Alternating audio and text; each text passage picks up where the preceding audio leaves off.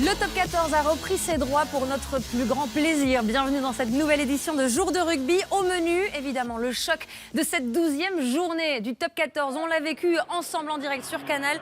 Toulon, Clermont, le nouveau classico du rugby français a tenu toutes ses promesses. On parlera également de Montpellier, le Montpellier de Fabien Galtier qui traverse sa crise de novembre. On verra justement ce qu'ont fait les Héroltais du côté de Lyon. Mais d'abord, on passe à la première affiche de ce Jour de rugby. C'est La Rochelle qui affrontait Castres cet après-midi avec les internationaux de retour. Ils étaient 3 concernés par ce match. Vous le savez, les tests de novembre, c'est fini. 3 internationaux du côté de La Rochelle et notamment les 2 petits nouveaux bayonnais. Charles Olivon d'un côté, Scott Spedding de l'autre. Ils ont tous les 2 connu leur premier frisson en bleu.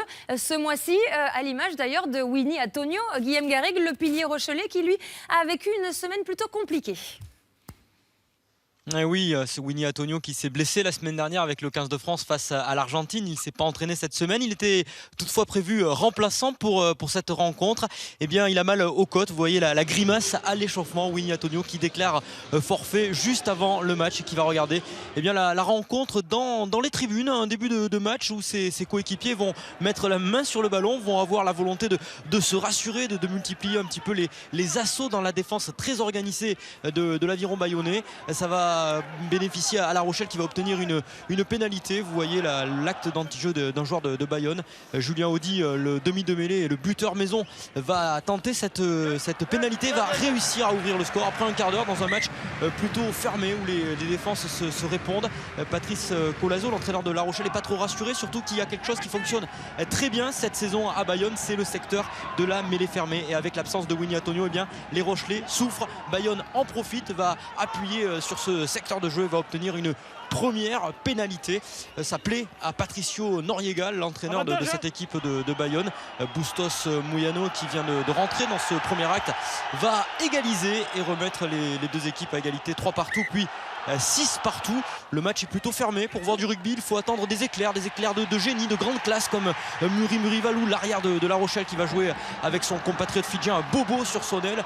Quelques instants plus tard, l'action va se poursuivre. On va retrouver les 2 hommes. Audy pour Muri Valou qui va taper à suivre pour Bobo à la course avec Bustos Mouyano. Écoutez la question de l'arbitre.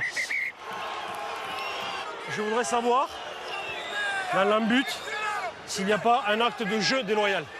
Et avec les images, les arbitres vont prendre leurs responsabilités. C'est un petit peu sévère, mais l'essai de pénalité va être accordé à La Rochelle avec la transformation. La Rochelle mène 13-6 à la pause. Winnie Antonio n'est pas trop rassuré puisque ses coéquipiers sont quand même bousculés dans un match sans grandes envolées. On repart sur les mêmes bases. C'est un match qui peut concerner la lutte pour le maintien en fin de saison. Alors on a vite la volonté d'aller jouer chez l'adversaire. Kevin Gourdon, le 3e ligne, va tenter de percer la défense une première fois dans ces regroupements. Il y a beaucoup de fautes et de pénalités sifflées par l'arbitre. Les Bayonnais vont se mettre à la faute une première fois dans ce début de 2e acte sous le regard de Xavier Garbajosa, l'entraîneur des lignes de 3/4.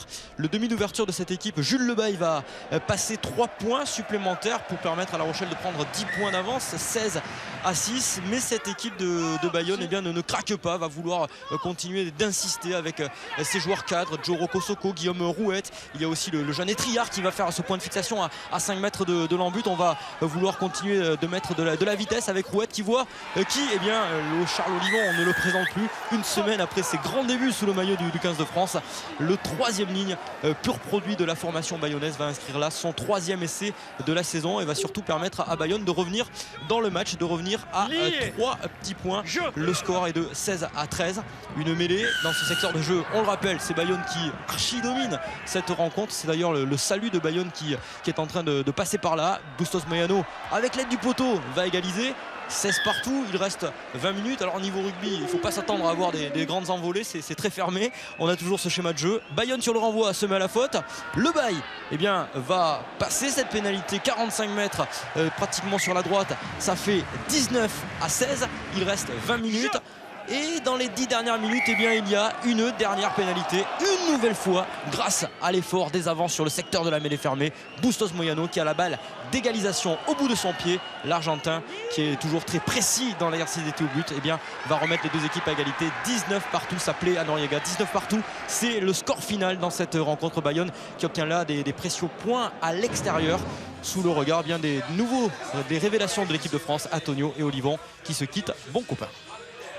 Oui, mais il en manquait un néo-international sur ces images, c'est Scott Spedding. Où était-il à la fin du match? Eh bien, il était sur la pelouse tout simplement, coincé par une horde de supporters et pas seulement des supporters bayonnais. Voilà, le Sud-Africain qui a fait ses débuts avec le 15 de France ce mois-ci dans ses tests de novembre, eh bien, a dû gérer sa nouvelle notoriété. 15 minutes au total, il a dû rester sur cette pelouse à faire des photos, à signer des autographes, toujours avec le sourire. Alors forcément, notre envoyé spécial lui a posé la question, qu'est-ce que ça fait de réagir comme ça auprès des supporters? Écoutez sa réponse. Non, ça fait plaisir. C'est mieux ça qu'il ne veut pas mon autographe. Non, ça fait plaisir que les gens veulent mon autographe. Et moi, j'étais comme ça quand j'étais jeune. Et je voulais les autographes de jouer. Donc, moi, je vais rester sur le train et signer les autographes pour les jeunes parce que moi je ne sais pas comment c'était quand j'étais jeune.